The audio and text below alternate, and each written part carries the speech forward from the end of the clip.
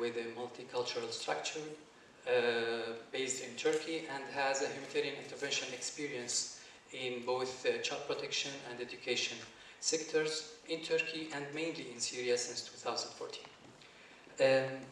I will start with allow me to stand up please, with a warming up question, just a small clue for everyone, and to ask where did birds disappear.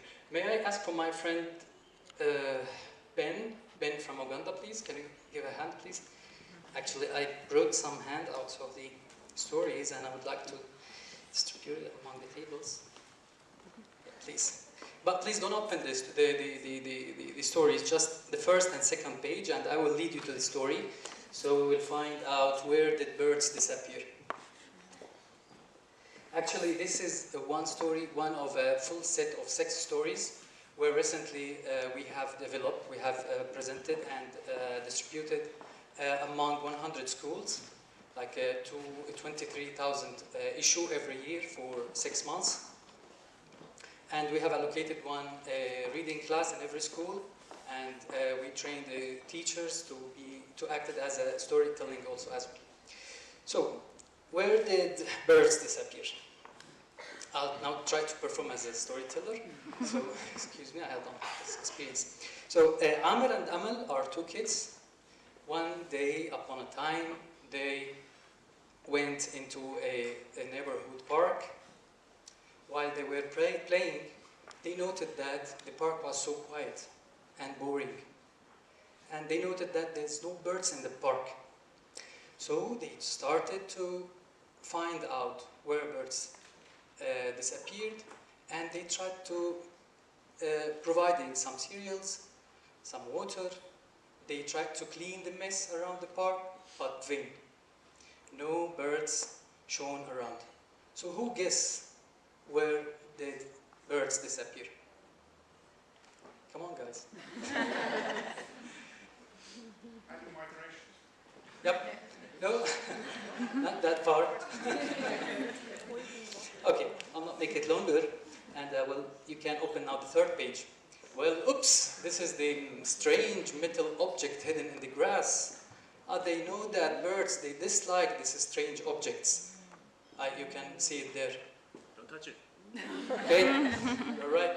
So, and even the Amr and Amal, they learned in school that they shouldn't be close, and they learned how to perform or to act safely, and they called for, I mean, the story goes on to tell you what they did, and how the birds coming back. Actually, I wanted to tell you this example. This is an example of how we could mainstream protection into schools, to take advantage or invest in a school as a place gathering the children, to telling the story, as in the teachers who became storytellers to disseminate this protection information.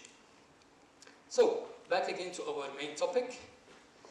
As you all know that children in Syria are paying the heaviest price in the war, which entered its 8th year so far. Their lives and safety have been disrupted, homes destroyed, families lost, and along with these, even their right to education has been denied.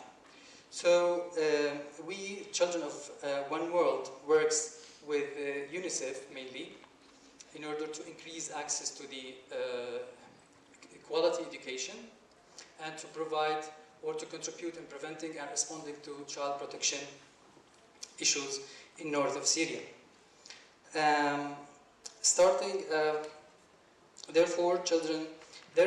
Since the beginning of 2017, and in parallel with our project with UNICEF, which is self-learning project and catch-up classrooms, we have started our new child protection project, which it's about increasing the access to child protection and reintegration services for conflict-affected children in north of Syria. Who are the targeted beneficiaries?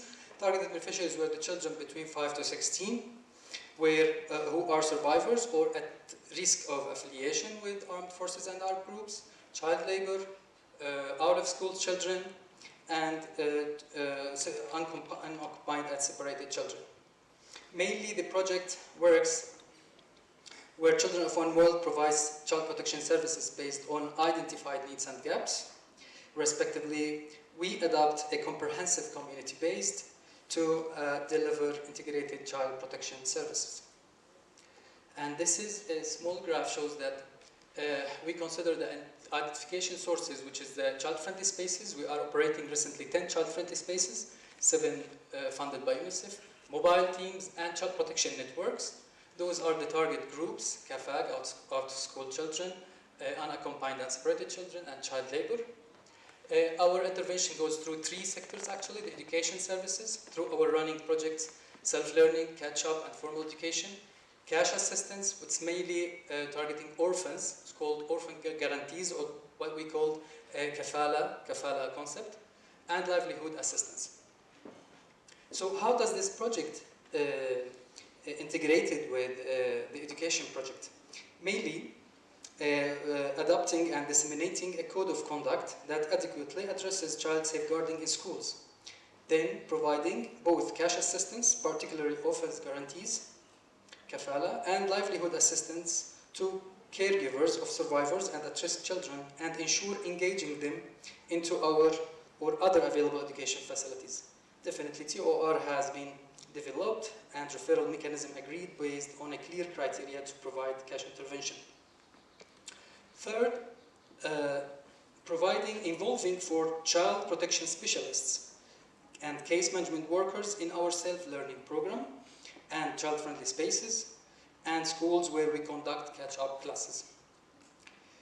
Lastly, training teachers and self-learning program personnel who has a direct connection with children on psychological first aid, identification of signs of psychosocial distress, abuse and neglect among children, and give teachers basic guidance on what they can do to help, including referral to our child protection team.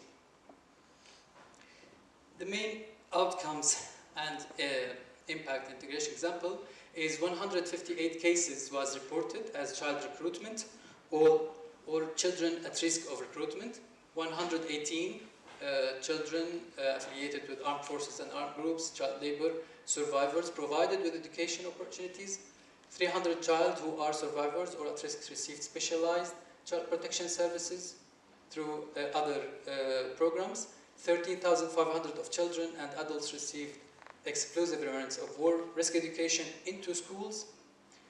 Moreover, 20 CAFAG survivors and caregivers referred to cash support intervention opportunities. 2,200 child participated in structured child protection services, or PSS, through our 7 child-friendly spaces. And 6 child protection networks were established, trained, and recently functioning. Moving on to the challenge to integration, the data storage, exchange, and security was the main obstacle or challenge that we faced. Ambiguity and insufficient references and linkage mechanisms that systematically invest in orphans guarantees, kafala concept into child protection and education. Third, difficulties in recognizing child protection intervention into education by especially newly established local councils in the hard-to-reach areas in north of Syria, and in some schools administrators as well.